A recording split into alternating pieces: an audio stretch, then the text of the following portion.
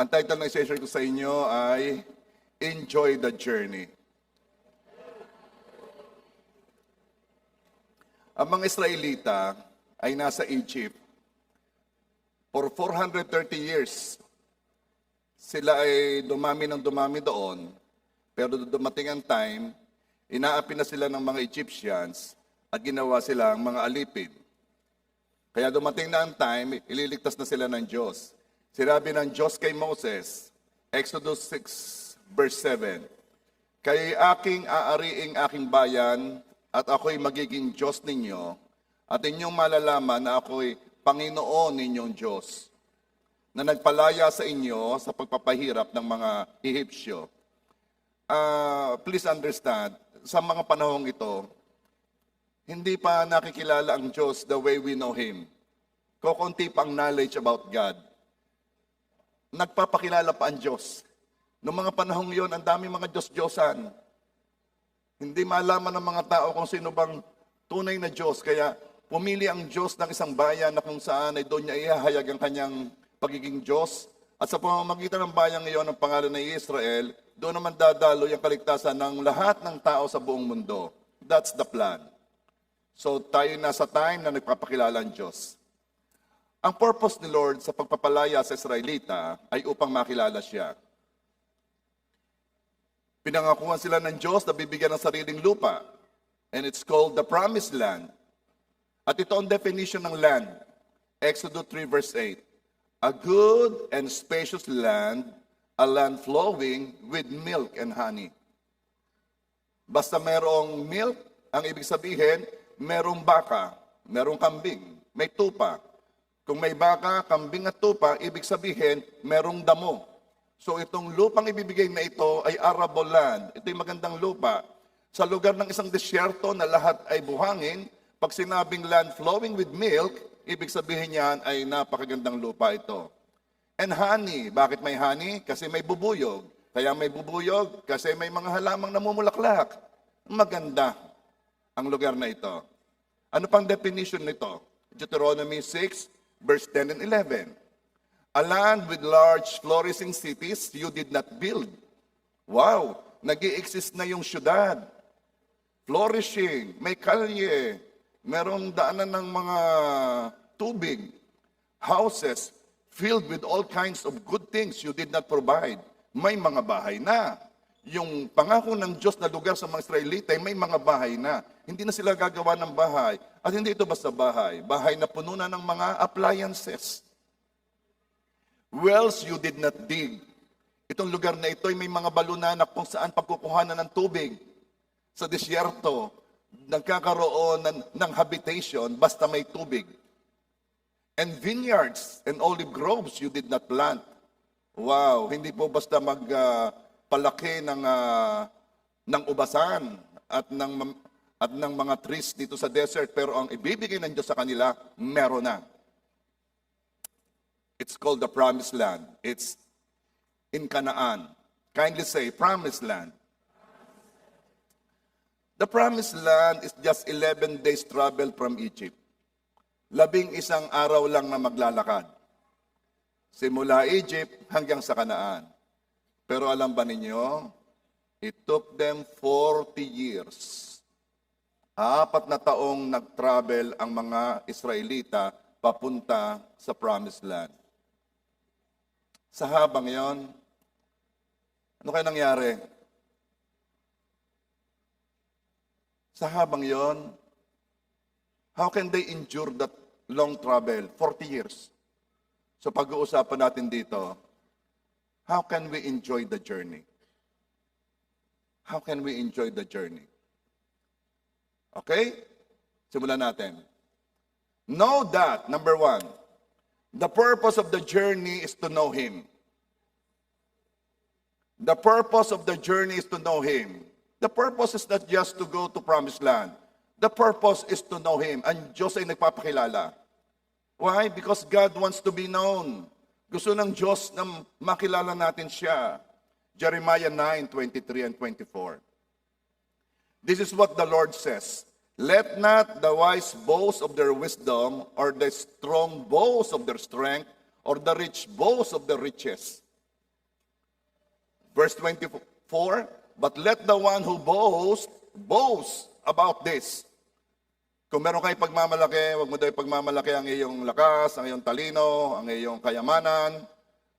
At kung may pagmamalaki ka, ito ay pagmalaki mo.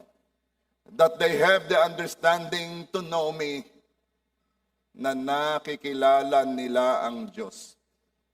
That they have the understanding to know me, that I am the Lord, who exercises kindness, justice, righteousness on earth, for in this I delight, declares the Lord. Ang Diyos ay natutuwa kapag siya'y nakikilala. Gusto ng Diyos na makilala siya. Now, eto yon. Kung ang Israelita ay nagjo-journey, naglalakbay, papunta sa Promised Land, tayo man ay mga travelers din. Tayo man ay manlalakbay sa lupa. Ito ang sabi ng 1 Chronicles 29 verse 15. Tulad ng aming mga ninuno, kami ngay mga dayuhan at naglalakbay lamang. Ang buhay namin sa daigdig na ito ay parang anino at pansamantala lamang. Sabihin mo sa katabi mo, tayo ay manlalakbay. So, kung hindi tayo tagalupa at tayo manlalakbay, taga saan tayo? Philippians 3:20, sapagkat ang ating pagkamamamayan ay nasa langit. Mula roon, hinihintay naman natin ang tagapagligtas, ang Panginoong Hesukristo. Ang talino ng Bible, akala ng marami ay tagalupa na sila, ari na ang kanilang buhay, ari na, I will enjoy life. No. Ang pagkamamamayan natin ay nasa langit. So, ang purpose natin ay hindi lang makapunta sa langit, dahil nandito pa tayo, nagtatravel, ang purpose natin ay makilala si God habang tayo ay naglalakbay sa lupa. Life is not only about heaven, life is about the journey. May plano ang Diyos para sa ating journey. And I want to call this life's journey. Jeremiah 29 verse 11. Alam ko kung paano ko tutuparin ang mga plano ko para sa kabutihan ninyo at hindi sa kasamaan ninyo. At plano para bigyan kayo ng pag-asa na magkaroon kayo ng mabuting kinabukasan. Sino ang umattend dito ng life group leader night? Praise God. Yun pong hindi nakadalo, I pray next time kayo makadalo. Sige po, pupunta ako. Wait, may requirement. Kailangan ikaw yung life group leader. Oh, and they were so good-looking. Nako, mga kapupugit, kagaganda ng mga tao doon. Bakit? Ay naka-gown niya at saka naka-Amerikana. Ay talaga naman. May plano ang Diyos sa ating journey. Nakapaloob sa ating journey ang pagpapakilala ng Diyos sa atin. Ito yung sinasabing plano para sa ating kabutihan. Akala ng marami, ang plano para sa ating kabutihan is to have a career, to have a business, to have long life, makilala siya, maging asawa siya, yun ang kabutihan. No. Ang plano para sa ating kabutihan ay ang makilala ang Diyos. Lahat ng plano ng Diyos ay papunta doon. Saan? Sa makilala siya. May mga taong nakaligtas sa sakuna o gumaling sa sakit na sinabihan na kaya ikaw ay buhay, may plano pa ang Diyos sa buhay mo. Sa isip ng marami, ang sinasabi doon ay meron pa siyang gagawing mga mabubuting bagay kaya siya buhay. But not exactly. Kapag ang taong ito ay hindi pa nananampalataya kay Jesus bilang kanyang Diyos, Panginoon at tagapagligtas, kapag hindi pa niya niyayapos ang gospel na nagsasabi na ang tanging paraan ng pagpunta sa langit ay si Jesus,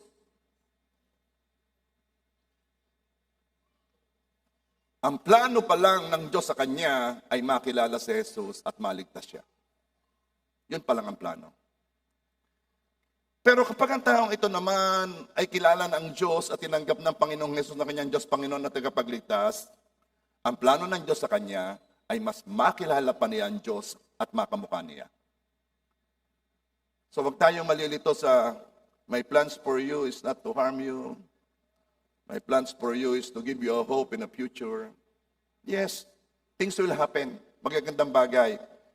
Pero nakapaloob dito ay ang pagpapakilala ng Diyos sa atin. Life is a journey.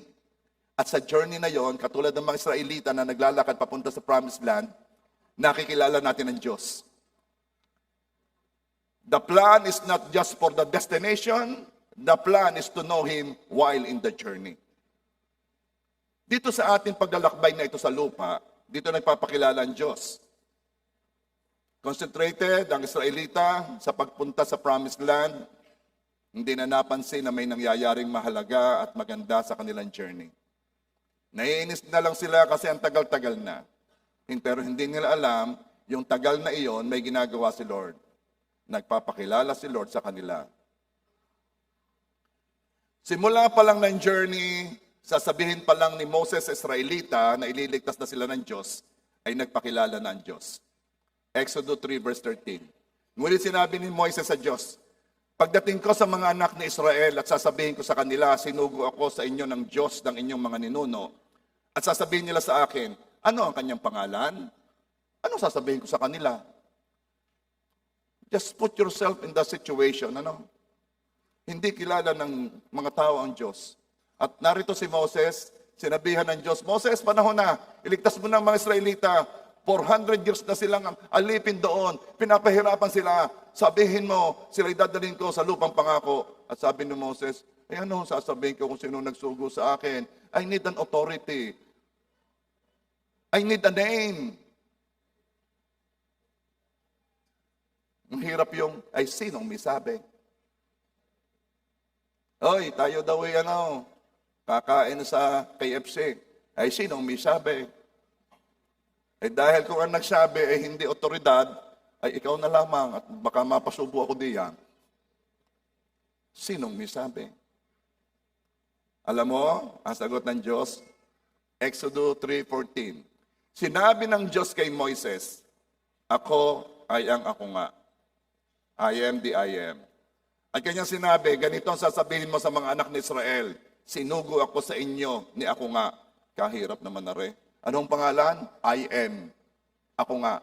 Ano sasabihin ko? Sasabihin ko sa mga Israelita, mga Israelitang nahihirapan for 400 years, panahon na upang kayo ay maligtas. Kayo'y sumunod sa akin. Aalis tayo sa Egypt. Pupunta tayo sa lupang pangako. Ito ang sabi ni ako nga. Hindi ko naman kilala si ako nga. Sino ba yan? Tingnan mo yung the effort para ang Diyos magpakilala sa atin. Paano mo kikilalanin? Ikaw ay nilalang. Paano mo kikilalanin ang lumikha sa iyo? Ang mga tao, sa bilis gumawa ng Diyos-Diyosan. Alam mo kung bakit? Ang daling makilala eh. Ay, are, magaling are sa kagat ng asaw. Are, sambahin mo. Bakit? Ay, nagpapabalik ng mga irog na nawawala. Ayun ang definition nila eh. Pero nagpakilala ang Diyos, ang sabihin mo, ay ako si ako nga. Ha? Ano ibig sabihin niyang I am the I am? I am what you need, when you need, where you need. Hindi ko maintindihan. Ako ang kailangan, kapag kailangan, kung saan kailangan. Ano yun? Alam mo, pag sinabi sa iyo, hindi mo basta malalaman eh. Ang tawag doon, hindi basta marireveal ka. Mas matindi ang magaganap sa iyo kapag yung nakilala mo yung tao, kapag nagkasama kayo. Alam mo yung pagkikilanlanan? Halimbawa, sinabi ko, ako si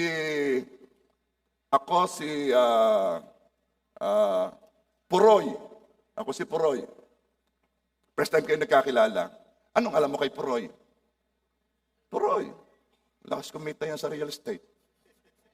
Si Puroy. Ang babaw. Hindi mo siya kilala. Pero habang kayo nagsasama, nakikilala mo si Puroy. Bait pala niya si Puroy.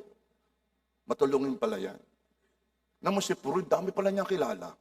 Pwede yung kumandidatong konsyal eh. Ang dami mong nalalaman kasi nagtatagal ang iyong pagsasama. Ganito mga Israelita. Sinabi ni Lord, I am the I am. Walang dating.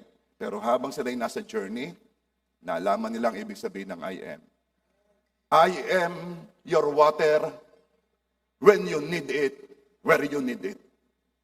Sige, travel Israelita. Maglakbay kayo. Ay, ang tubig. I am the water when you need it, where you need it. Maglakbay ka. May tubig doon sa iyong pupuntahan pag nauuhaw ka. Bakit? I am the water. When you need it, where you need it. At nakikilala ng Israelita ang Diyos habang sila'y nagtatravel. Nagugutom po ako. I am the manna. When you need it, where you need it. Lakad. Bakit? Saan ka man mapapunta. I am the food. I am what you need. Ayun palang ibig sabihin ng pangalan niya si I am. Yes, I am the pillar of fire during the night time upang hindi kayo ginawin. I am the clouds that follow you when you travel. And I will give you shade. Laban sa init ng araw sa disyerto, ang clouds na ay susunod sa inyo because I am what you need, where you need, when you need. I am the I am. At ikaw man sa iyong buhay dito bilang Kristiyano, na ang Diyos nagpapakilala sa iyo, makikilala mo na ang Diyos is the I am. Siya ang iyong kailangan, kung kailan mo kailangan at kung saan mo kailangan. Siya yung iyong sasakyan kapag gusto mo nang umuwi at gabi na. Uy, dumaan. Sakay na ikaw. Wow, thank you, the great I am. You are my sasakyan pag kailangan ko, kung saan ko kailangan.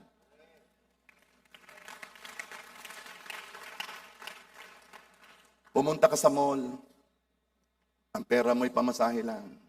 Pero gusto mo magpalamig at napatingin ka, nagugutom ako, nandoon si brother.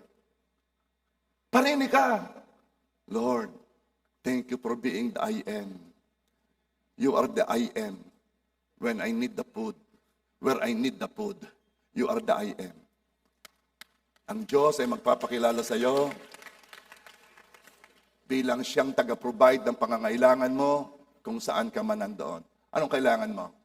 Sa pagkakataong ito, wala ho akong kilala doon. Gusto ko nang may kilala ako doon. I am. I am what you need, where you need, when you need. Sa journey, nagpapakilala ang Diyos na siya lang ang Diyos at wala nang iba. Alam mo, matapos makita ng mga Israelita ang pagliligtas ng Diyos, ilang araw lang nawala si Moses. Ilang araw lang kasi ibinigay ng Diyos ang 10 utos. Na-insecure na agad ang mga Israelita. Wala na si Moses, gumawa na tayo ng Diyos-Diyosan. At yun, gumawa nga ng gintong baka, the golden calf. At narinig ni Moses, nag-iingay na doon sa encampment. At sa galit ng Diyos, 3,000 ang namatay sa mga sumasamba sa Diyos-Diyosan. At sa kanilang journey, nalaman nilang ang Diyos lamang ang Diyos. Ang Diyos ay mapanibughuin. Walang iba pang Diyos bukod sa Diyos. Sa journey, nalaman ni Miriam not to touch God's anointed. Si Miriam ay kapatid ni Moses. Hindi nagustuhan ni Miriam ang napiling asawa ni Moses. Kaya sabi ni Miriam, ano ba yan? Hindi na ako tinanong. Bakit? Kay Moses lang ba nangungusap ang Diyos? Hindi ba sa akin din? Nagalit ang Diyos sa kanya. Maya-maya pa, may leprosy na si Miriam. Napakaraming nalaman ng mga Israelita patungkol sa Diyos sa kanilang journey.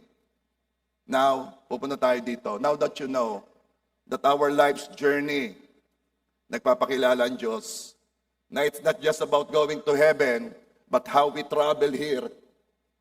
Ito ang sunod naman natin dapat malaman. Our response to circumstances depends on how well we know God. Ang ating tugon sa mga nangyayari sa buhay ay depende kung kaano mo kakilala ang Diyos. Pagkarating ng mga Israelita sa Promised Land, nagsugo si Moses ng 12 espiya upang gumawa ng strategy kung paano makuha ang Promised Land. Ang Promised Land naman kasi will not be given in silver platter. Hindi naman yan, okay, nandyan ang lupa ninyo, house and light, lahat, sige, pasok. No. Ang Promised Land ay puno ng mga inhabitants na malalaki, higante, na hindi basta papayag na basta kukuhanin ang kanilang lugar. So, ang ginawa ni Moses, tumawag siya ng 12 espiya, isa sa bawat tribo ng Israel. Okay, pinipili ko ang pinakamagagaling sa inyo. Mauna na kayo, espiyahan ninyo ang lugar. Tingnan ninyo kung paano natin ito sasakupin. Gagawa tayo ng strategy. Ito ang nakita ng 10 espiya na sinugo ni Moses. Numbers 13:32 hanggang 33. Ang lupain na aming pinaroroonan upang lihim na siya sa atin, ay isang lupain na nilalamo ng mga naninirahan doon. Oh, cannibal daw. At lahat ng tao na aming nakita roon ay malalaking tao, mga kaisoto. Bilang 13:13. At nakita namin doon ang mga Nephilim, ang mga anak ni Anak, at kami sa aming sariling paningin ay naging parang mga tipaklong. At gayon din kami sa kanilang paningin. Ang lalaki ng mga tao doon, mga higante. Puro import. Nangangain ng tao. Alam mo, pag ikaw ay takot, ang dami mong naiisip na hindi totoo. Alam mo yun, masamang tao yun. Yun, paano mo nalaman? Nakita mo lamang na serious ang mukha. Mga higante, nangangain ng tao. At kami ay naging tipaklong lang. Balang grasshopper. Walang problema eh. Kung ang tingin mo sa iyo ay grasshopper. Itong problema eh. At pati sila, ang tingin nila sa amin ay tipaklong. Ano? Paano mo nalaman na iniisip ng mga yon? Hindi kaya takot sila sa iyo? Hindi, tipaklong ang tingin nila sa akin. By the way, Christian, napakadami mong identity na mali. Napakadami mong tingin sa iyong sarili na hindi totoo. Alam mo, hindi naman ako talagang nila ako tanggap. Ako na may para na ipinipilit kong sarili ko. Hindi naman nila ako mahal. Alam mo, ang dami mong identity hindi totoo. Bakit mo naman nasabi yan? Kasi ako'y naglalakad, Ako'y nakatingin. Naghihintay ako ng makipagbatian. Alam mo, dire-diretso lang siya ng tingin. Lampasan lang. Hindi ako binati. Kinuha mo bang atensyon? Tiningnan ko talaga Ganyan. Hindi ka binati? Hindi. Sandali ha, kakausapin ko lamang. Ba't hindi mo binati? Sino? Yun naghihintay daw na batiin ka. Alam mo ga, sa dami kong iniisip, nag-away kami mag-asawa. Hanggang ngayon, iniisip ko pa, kailan ako kakausapin yan? Padalwa. Ano kang daming maniningil? Patatlo. Hindi ko talaga malaman. Bakit hindi yung babae ang nanalo ng Fortuner? Dami ko iniisip. Alam mo, akala mo, ikaw ay hindi pinansin. Hindi mo alam kung anong dalahin ng nakasalubong mo. And you're thinking about yourself, hindi ako pinansin. Inapi ako. Ito ang mga Israelita. Mali ang tingin sa sarili. Ang tingin namin sa amin sarili kami tipaklong. At kahit sila tingin sa amin kami tipaklong. Alay, dagdagan mo na. Sabihin mo ang tingin sa ikuto. Bakit? Ay may kalayaan ka nang mag-isip kung anong gusto mong isipin. At pag ang tao'y takot, kung ano-anong kanyang naiisip. Tingnan naman ninyo, nakita ni Joshua at ni Caleb. 12 espiya, yun ang sabi ng 10. Ito ang sabi ng 2, si Joshua at si Caleb. Bilang 14:7. Ang lupain na aming pinuntahan upang lihim na siya sa atin ay isang napakagandang lupain. Wow. Verse 8. Kung kalulugdan tayo ng Panginoon, dadalhin nga niya tayo sa lupang iyon. Ibibigay niya sa atin isang lupain na dinadaluyan ng gatas at pulot. Verse 9. Huwag lamang kayong maghimagsik laban sa Panginoon, ni matakot sa mga tao ng lupain iyon, sapagkat sila'y para lamang tinapay sa atin. Kasarap pag yung mga kasama mo, yung nagbabasketball kayo, ano, ang liliit ninyo, ang nakalaban ninyo yung mga varsity ng kung nung nagsama-sama, ang sabi ng mga kasama mo, lamang ng mga yan sa atin, mga 100 points. Pagkatapos, pag yan ang kasama mo, kayo umalis. Pero yung, hindi, itong ating gagawin, akong bahala. Ang sarap ng may kasama ka sa team ng mga Joshua at Caleb. Huwag kang matakot, di yan, lampa yan, huwag kang matakot. Paano ka magiging lampay? Kita mo kang muscle? Hindi muscle yung taba. Kasarap ka ng ganyan ng mga kasama mo. Ano yung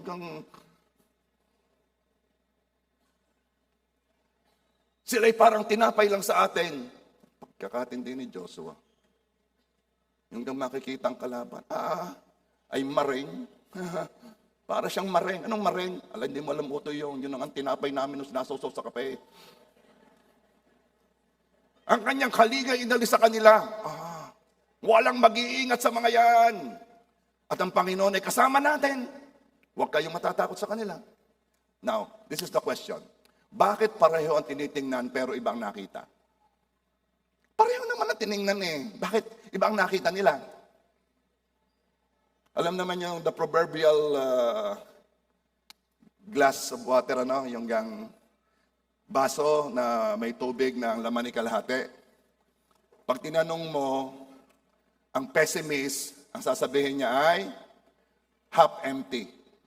Pag tinanong mo yung optimist, ano sasabihin? Half full. Parehong nakita, iba ang nakita. Bakit kaya ganon? Ito kasi ang pagkakaiba ng nakakakilala sa Diyos at ng ang hindi. Sabi ko sa inyo kanina, our response to circumstances depends on how well we know God. Noong nakita ng 10 espiya ang lupang pangako, ang nakita lang nila ay mga higante, mga problema. Nawala na yung milk and honey. Hindi na nakita ang magandang lugar. Wala, yung higante na lang ang nakikita. At ito pang inyong napansin, hindi nila nabanggit ang Diyos. Tingnan naman ninyo noong sina Joshua ang nakakita ng lupang pangako. Alam mo, ang bukang bibig nila'y ang Diyos. Ang nakita nila'y ang Diyos pa rin. Pulos si Lord ang sinasabi. Ito ang pagkakaiba ng mga taong walang relasyon sa Diyos sa mga taong may relasyon sa Diyos. Sa ikinukwento. Pag ang nakausap mo ay ang taong walang relasyon sa Diyos, ang ikukwento niya sa iyo ay ang mga activities ng kanilang relihiyon. Pag ang nakausap mo ay ang taong may relasyon sa Diyos, ang sasabihin niya sa iyo ay lahat na tungkol sa kanyang Diyos. Alam mo, ang buti talaga ng Diyos, ang bait-bait talaga ng Diyos. Alam mo itong pangyayaring ito nakita ko lang talaga ang Diyos ay faithful. Hindi kayo iwan, hindi ka pababayaan. Iyan, ganyan magsalita ang taong may relasyon sa Panginoon. Alam mo, ako'y may nararamdaman, yes, pero may pangako ang Diyos sa akin na kaya siya ay tumanggap ng mga latay, bayad yun sa aking mga sakit karamdaman. He is talking about God. Ganito ang magsalita ang walang relasyon sa Diyos. Alam mo, tayo magsakripisyo. Kailangan nating maglakad ng paluhod. At kailangan nating pumunta sa ganito at sa gayon. At kailangan gawin natin ito. Puro gawa, activities. They don't even know the God they are serving. Ang dalawang espiya, si Joshua at si Caleb, kilala nilang kanilang Diyos. Kaya nung nakita nilang problema, ang bukang bibig nila, ay nakaw, ibinigay ng Diyos yan sa atin, inalis ng Diyos ang kanilang proteksyon. Nakaw, tinapay lang yung mga yan. Bakit? Sinasamahan tayo ng Diyos, puro Diyos. Yan ang mga taong may relasyon sa Diyos. Alam mo, sige. Palakpakan mo si Lord. Sa nakakakilala sa Diyos, katulad ni Joshua at ni Caleb, hindi pa rin nabago ang pangako ng Diyos kahit merong may higanting problema doon. Maganda pa rin ang lupain. Flowing with milk and honey. Naku, nangyari. Ba't ito yung nangyari sa atin? Kaya, sa may relasyon sa Diyos. Huwag mong intindihin yan. Hindi nababago ang plano ng Diyos. Hindi nababago ang pangako ng Diyos. Maganda pa rin.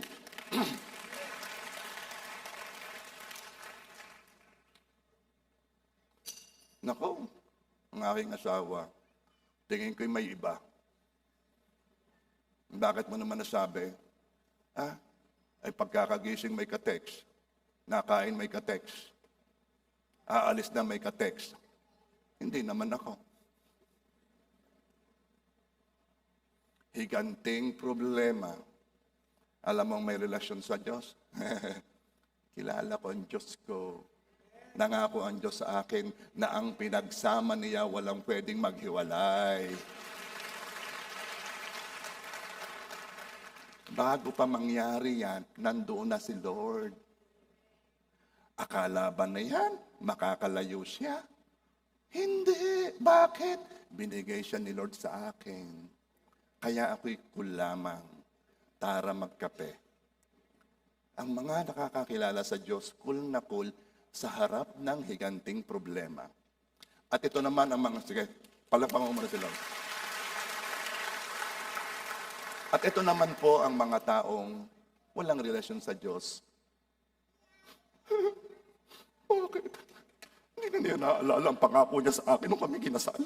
May mga vow siya sa akin. Anong kasalanan ko? Anong pagkukulang ko? Kulang pa ba ako? Ginawa ko ng lahat. Pinagsilbihan ko siya. Yan. Wala ang Diyos. Ang kita ay ang higanting problema. Ako ba? Kulang pa ba? Alam na niyo ang pagkakaiba ng may Diyos at ng wala. Are you there?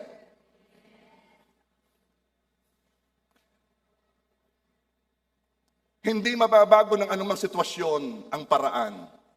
Si Jesus pa rin ang the way. Ang Panginoon pa rin ang magdadala sa kanila ng lupaing iyon. Hindi naman ibig sabihin at nagkaroon ng higante, ay nabago na ang paraan. Si Lord pa rin. Hindi, Pastor. Ako'y may babayadan. May utang ako 10,000. Gagaling ako, papakasipag ako.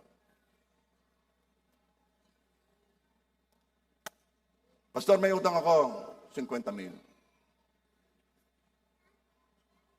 Gagalingan ko, sisipag ako. Pastor, ang utang ko 1,000,000. Magtatago na ako. Bakit nababago? Depende sa laki ng problema. Bakit? Pag lumalaki ba ang problema, lumiliit ba ang Diyos? Alam mo ba yung higanting problema? Hindi naman dahil may higante, lumiit ang Diyos Alam mo ba ang mangyayari dyan? Lalo lang matataas ang Diyos. Lalo lang matataas ang Diyos. Kaya, kung sino man may malaking problema ngayon, praise the Lord. Gustong itaas ni Lord ang pangalan niya sa buhay mo. Hindi na bago ang tayo ng problema sa buhay natin. Noong lumaki na, noong naghihiganti na, hindi na bago. Ang problema ay yun pa rin. Tinapay pa rin lang. Tinapay pa rin. At hindi mababago kung sino kasama mo sa harap ng malalaking problema. Hindi naman pwedeng pagkamaliit ang problema, kasama mo yan Diyos At pag malalaki na ang problema, sino nang kasama mo? Alak. Bisyo. Ang laki ng problema ito. Ayaw ko na. Babalik na ako sa Ehipto. Babalik na ako sa dati kong buhay. Yung ba yun? Pagka ba malakas na ang pressure, babalik ka na sa Ehipto? O pag malaki ang problema, ay sasabihin mo, ay ano ngayon? Ay kasama ko ang Diyos. Sabihin mo sa katabi mo, kasama natin ang Diyos. Ang makikita ng mga hindi kilalang Diyos ay ang malaking problema. Ang makikita ng taong kilala ang Diyos ay ang malaking Diyos. Sino ang nakikita mo? Nakikita ko po yung tuition ko. Nababayadan. Malaki? Ano nakikita mo? Nakikita ko po yung gastusin. Malaki? Hindi na ho. Mas malaki na ho ang Diyos. Are you there? Walang mababago sa taong hindi kilala ang Diyos. Hindi siya makakamukha ng Diyos. Walang mababago sa Kanya. Nung nakita ng mga Israelita ang mga himala na ginawa ng Diyos upang palayain sila sa Egypt, alam mo ba yon? 10 plagues. May lumabas na palaka, may lumabas na kuto, namatay yung mga panganay na anak ng mga hayop at ng mga tao. Ang dami eh. Ang tubig ay naging pula. Nakita nilang kapangyarihan ng Diyos eh. Nakita rin ng Israelita ang pagliligtas sa kanila kasi nung sila hinabol ng mga army ng Egypt ay hinati ng Diyos ang dagat na pula at sila'y nakalakad. At nung ang mga army na ng Egypt ang susunod, nalunod. Nakita ng Israelita ang provision ng Diyos sa kanilang pagtatravel. Habang sila nagtatravel, anong ba sabi? Walang damit na nasira, walang sapatos na nasira. Anong klase sapatos yon? Grosby? Wala, hindi nila alam yan. Pero alam mo, sa gitna ng nakitang ito, hindi pa rin nakilala ng Israelita ang Diyos. Bakit? Kasi nung sila'y nasa harap na ng Promised Land, ang puso nila ay nasa Ehipto pa rin. Numbers 14 verse 3, nakita ang mga higante. Bakit kaya tayo dinala ng Panginoon sa lupain ito upang tayo bumagsak sa tabak? Ang ating mga asawa at ang ating mga anak ay magiging biktima. Hindi ba mas mabuti para sa atin na tayo magbalik sa Ehipto? Sila'y inalis sa Ehipto physically, pero ang puso nila ay nasa Ehipto pa rin. Walang nabago sa kanila. Alam mo, sa tagal ng travel mo, sa tagal na ng journey mo kay Christ, yung nagpapakilala ang Panginoong Hesus sa iyo, this is the question, ano nang nabago sa iyo?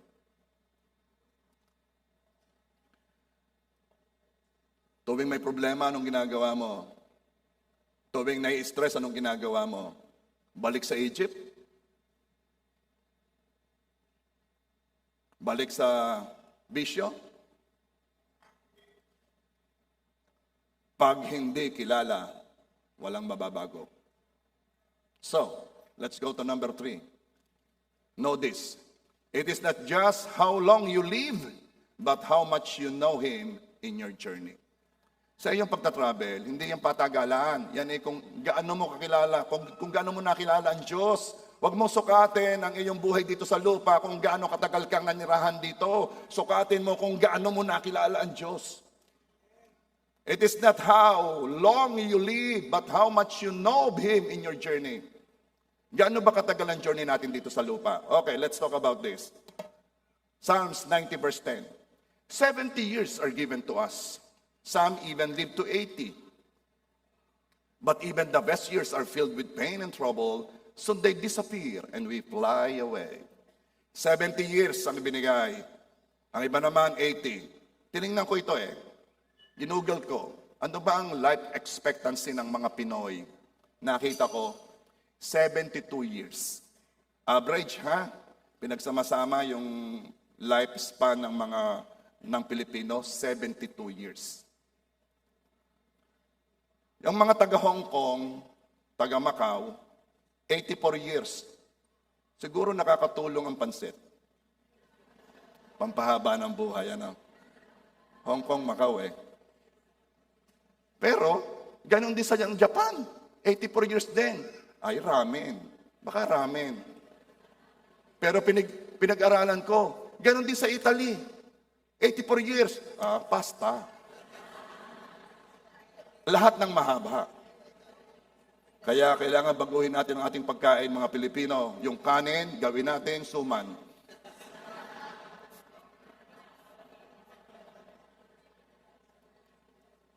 Okay. The documented na pinakamatanda bago namatay ay taga France. Siya si Jean Calment.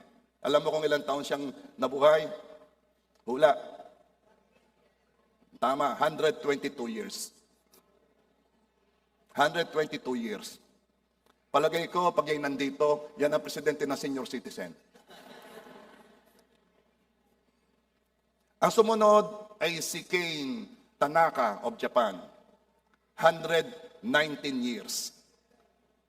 Ang sunod ay taga-Amerika, si Sarah Nos, same year, 119 years, mas bata lamang siya ng 100 araw.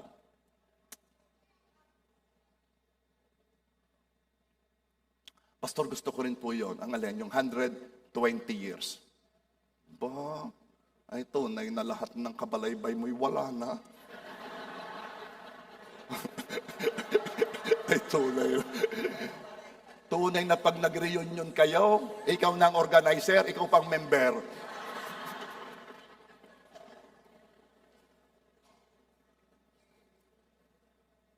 It is not just how long you live, but how much you know of Him in your journey. Sa iyo bang pamumuhay dito sa lupa, nakilala mo ba ang Diyos bilang isang malapit na Diyos? Sabi ng Psalms 145 verse 18, the Lord is near to all who call on Him, to all who call on Him in truth. Nakilala mo ba siya na siya'y malapit sa iyo, na siya'y personal mong Diyos? Kung makipag-usap ka ba sa Kanya, siya'y malapit lang? O ganun pa rin? A God who is far. Tumitindi ang pagkilala mo sa Diyos habang dumaraan ka sa mga pangyayari sa buhay. Alam mo, pag may mga dinadaanan ka hindi maganda sa iyong buhay, iyan ay paraan lamang ng Diyos para ipakilala ang sarili sa iyo. Napakadaming tao ang nanalangin ng mataimtim noong sila ay nasa problema. Noong sila ay nasa kama sa ospital. Sila ibang manalangin, taos sa puso. Panginoon, kaunti pa. Bigyan mo pa ako ng ilang taon. At talagang nung binigyan ng ilang taon na sabi, ay talagang ako'y nanalangin eh. Ay ibig sabihin noon lang siya nanalangin ng gayo. Ano ibig sabihin? Ikaw ay pinapalapit ng Diyos sa Kanya kapag dumadaan ka sa mga mabibigat na problema. Pinapalapit ka at nakikilala mo na siya'y malapit lang. Are you there?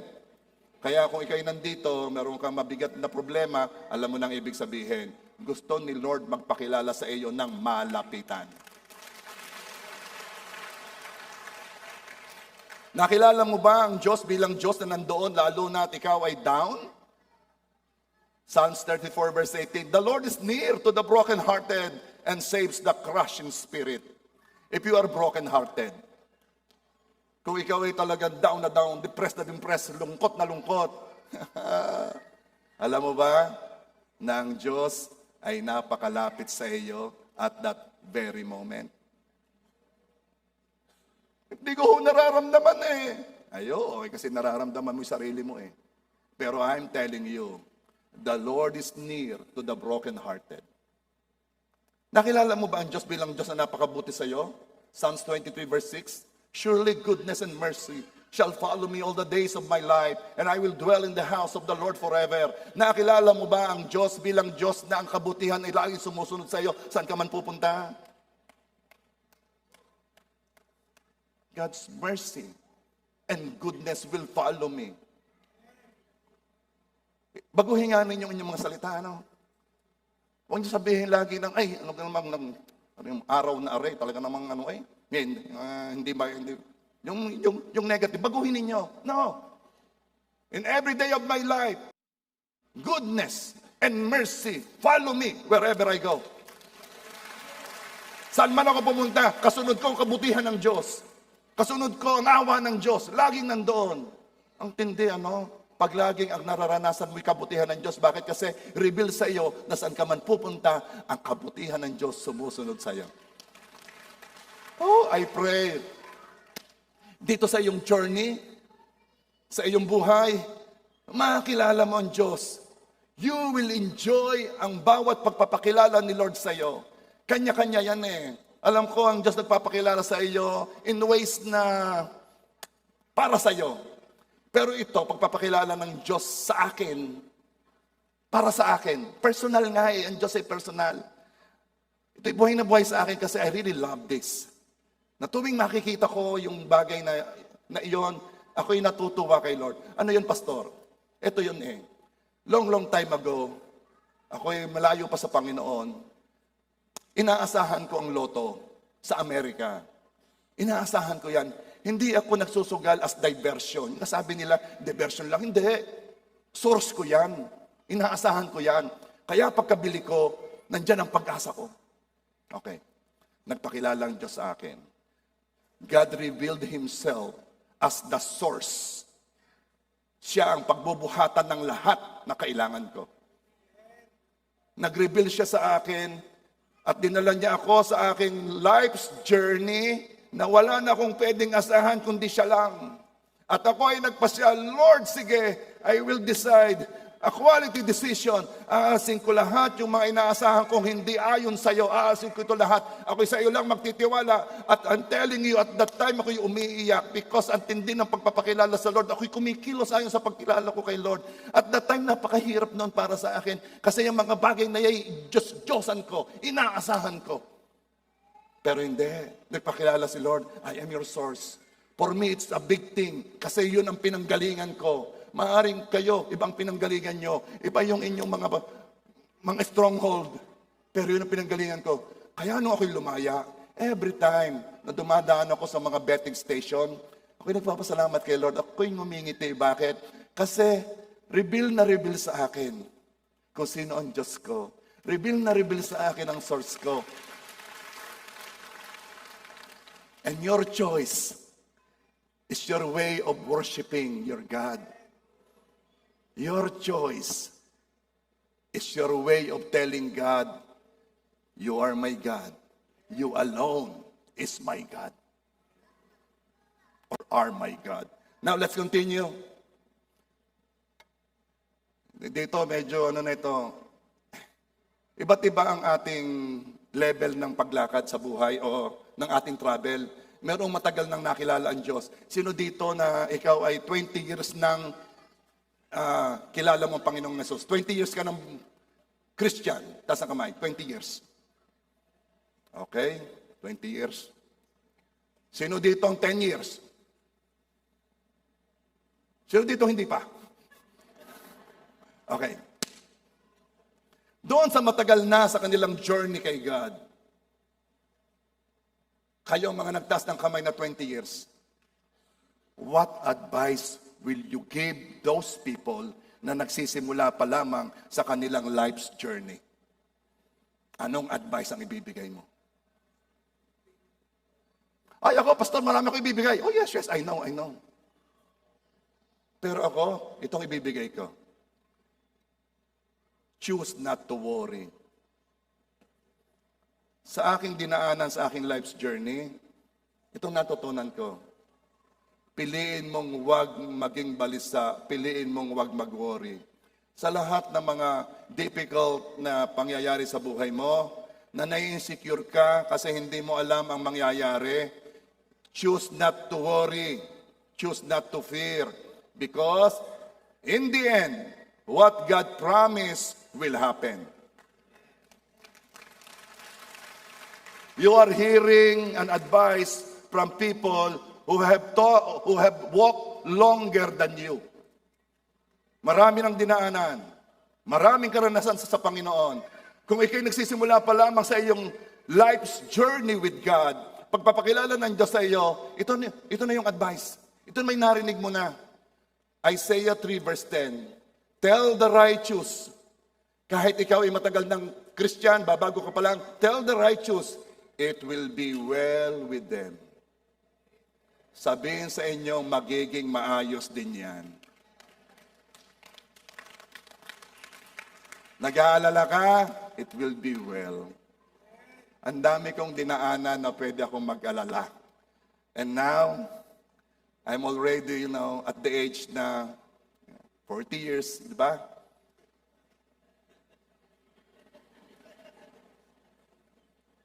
And I can tell you, it will be well. It will be well. Pastor, hindi mo alam ang nangyayari sa akin. Hindi mo alam ang laki ng problema ko. Napakahirap nito. Palagay ko kahit si wisdom ni Solomon, hindi ito kayang isolve. It will be well. Pastor, my age. Malapit ako mawala sa bingo. It will be well. It will be well. Pastor, kailan ko pa matitiis, hanggang kailan ko matitiis itong kasama kong ito? It will be well. It will be well. Pastor, kailan kami makakaraos sa aming buhay? Ang tagal na naming naghihirap. It will be well. It will be well.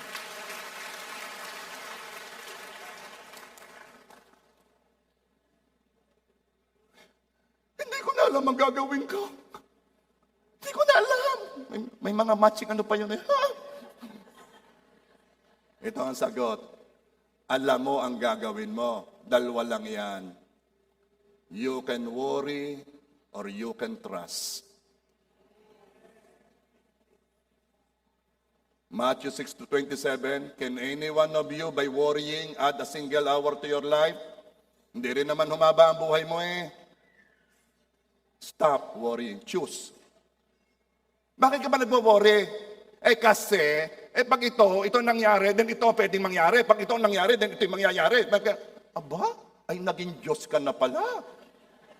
Ay bakit? Ay nalaman mo sunod-sunod na mangyayari. No, nagwo-worry ka kasi pinili mong mag-worry.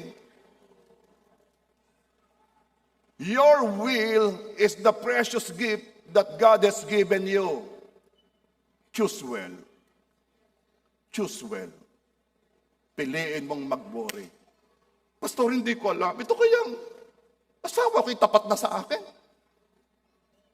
Bakit? Pag nag-alala ka ba, magiging tapat siya? O pag nag-alala ka ba? What is my point here? Ang kaya mo lamang piliin ay kung magwo-worry ka o hindi ka magwo-worry. Choose not to worry. Ay, paano pa nga po yung, it will be well.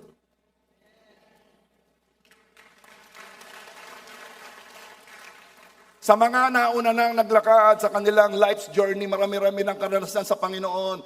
At noong kanyang i-advise sa mga taong nagsisimula pa lamang sa kanyang life's journey, choose not to get mad. Piliin mong wag magalit. Sa lahat na pangyayari sa buhay mo na nakakagalit, choose not to be upset. Again, uulitin ko. Hindi ko napigilan na sarili ko eh. Kung hindi mo napigilan ang sarili mo, then, sino nakapigil sa'yo? Something controlled you. You are the one who is supposed to control it. Pastor, nakakagalit naman talaga eh. Okay. Looking back, eto yon. Ako'y nagalit din eh. Ako'y nagalit din. Pero looking back, ito napag-alaman ko. Lahat na ako'y sumabog, ako'y nagalit, looking back, listen, ay hindi mahalaga. Sayang lang. Bakit yung aking medyas na iyan? Ilan ang nabibili ko? Ay lagi na lang nawawala.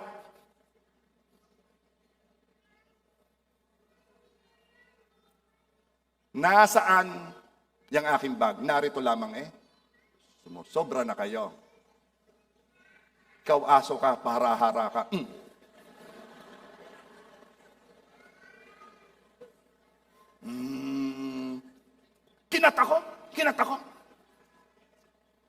Kinata ko. Ayan o ngayon. Diyos ka ga. Hindi ka pwedeng ikat. Hindi naman. Ay, ba't ka nagagalit? Kinata ko. Oo nga. Sino ka ga? Sino ka? Hindi ka pwedeng ikat. Masama ang ginawa niya eh. Ay, mabuti ka ga. Huwag niya sa akin gawin. Anong pagkakaiba mo? Lamang ka sa ibang tao? Sa iyo hindi pwede mangyari yan? Ano kang gusto niyo sabihin, Pastor?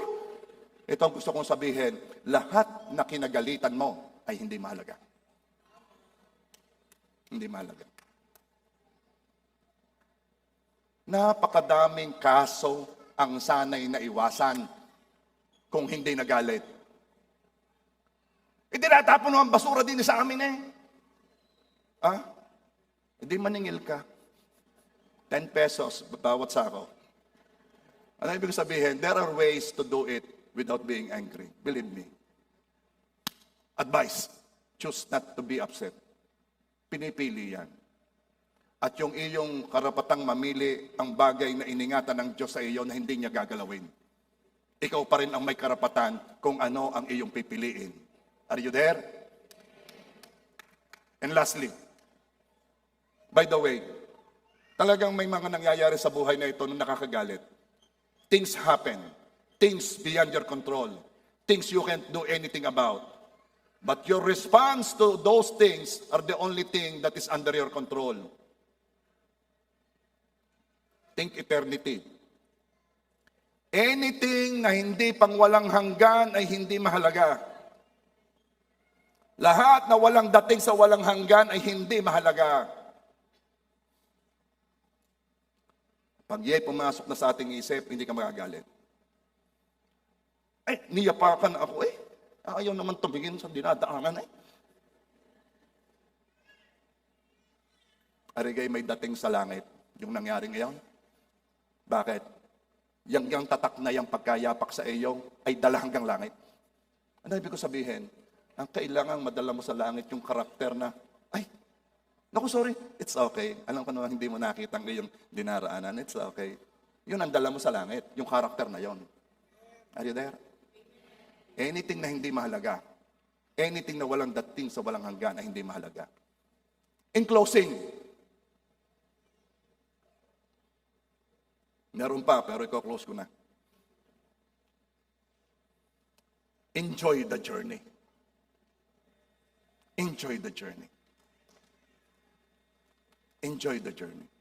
Pag may nangyayari sa iyong buhay, sa halip na ikay mag-worry, sa halip na ikaw ay magalit, enjoy it. Isipin mo, nagpapakilala ang Diyos sa akin. May gustong sabihin si Lord sa akin. Lord, anong gusto mo? Anong gusto mo makita kong katangian mo? Let me see it, God. Enjoy the journey. Are you there? Ang hinayin sa iyong kanin ay hilaw. Masarap ang pang-ulam, ang kanin ay hilaw. Enjoy the pang-ulam.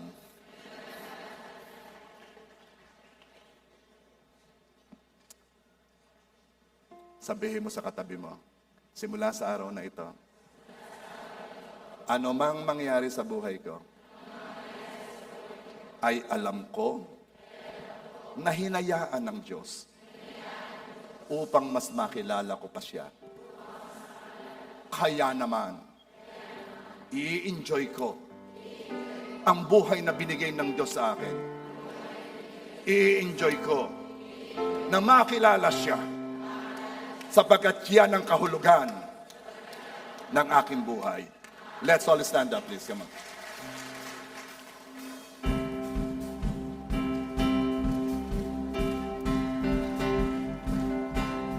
I've got joy in the morning, joy in the evening. You keep me dancing in every season. Whatever comes tomorrow, I've got joy. I've got joy in the morning, joy in the evening. You keep me dancing in every season. Whatever comes tomorrow, I've got joy. Anthony and your friends, come on here. We will gonna enjoy today. O, samahan mo si Anthony. Sing joy. I've got joy in the morning, joy in the evening. You keep me dancing in every season. Whatever comes tomorrow, I've got joy. I've got joy. I've got joy in the morning, joy in the Let's pray. evening. You keep me dancing in Roma. every season. Whatever comes tomorrow, I've got joy. I've got joy in the morning, joy in the evening. You keep me dancing in Abay, every mag-enjoy din season. kayo. Whatever comes tomorrow, I've got joy. We've got joy. I've got joy in the morning, joy in the evening. You keep me dancing in every season.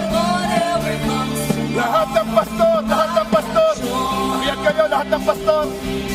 I've got joy in the morning, joy in the evening. You keep me dancing in every season, whatever comes tomorrow.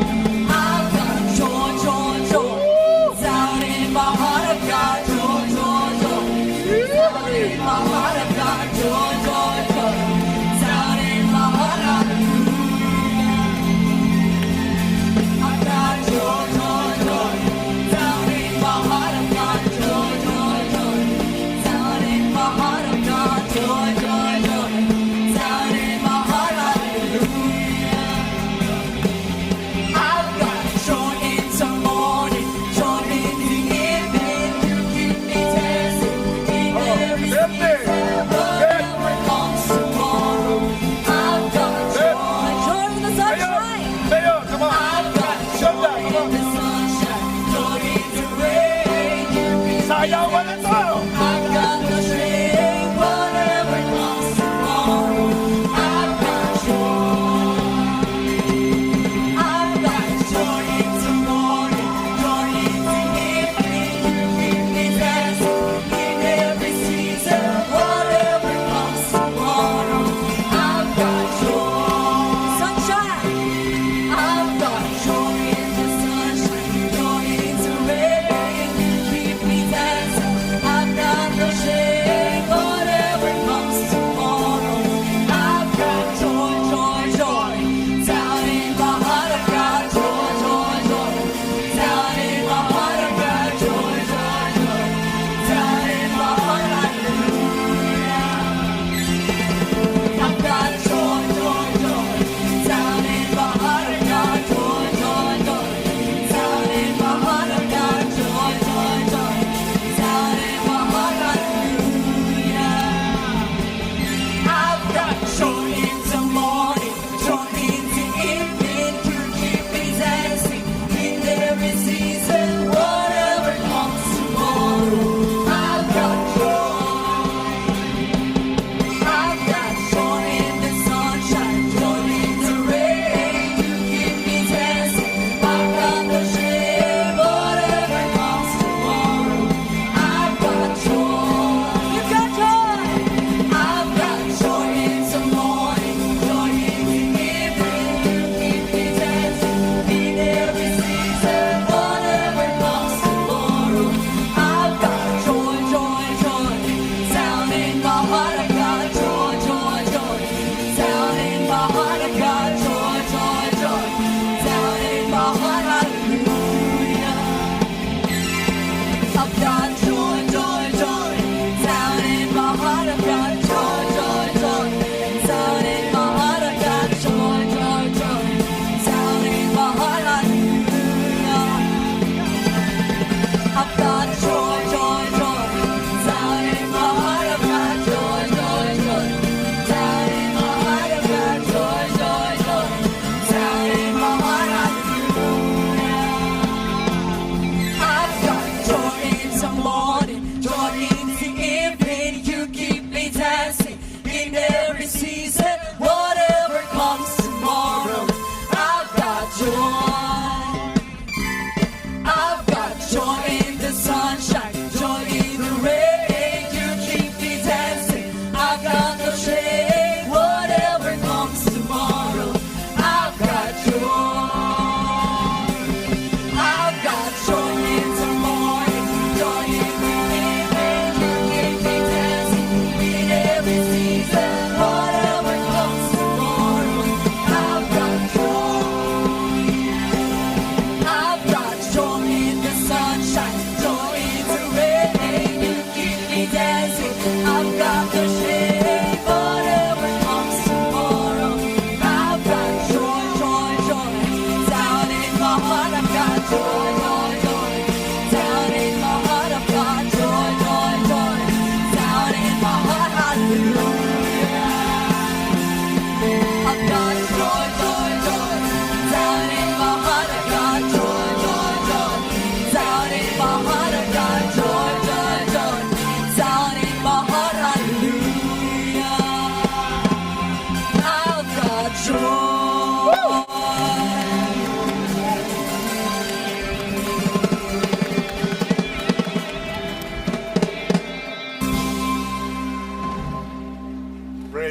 ko akalain magkakagayon. So, ano man nangyayari sa buhay? Sumayaw lang. Father God, marami pong salamat. Thank you for reminding us that our journey here on earth, Lord God, is your way of making yourself known. Gusto mo lang ipakilala ang sarili mo sa amin. Lord, tulungan mo kaming laging makita yon. Na sa halip na aming makita ang higante ng problema, ang makita namin ay ang kabutihan mo, that your kindness and mercy follow us wherever we go. Lord, reveal yourself to us more. Gusto ka naming makilala. Gusto namin ikaw na makilala ng mas malapit kaysa dati. Reveal yourself to us. This we pray in Jesus' name. Amen.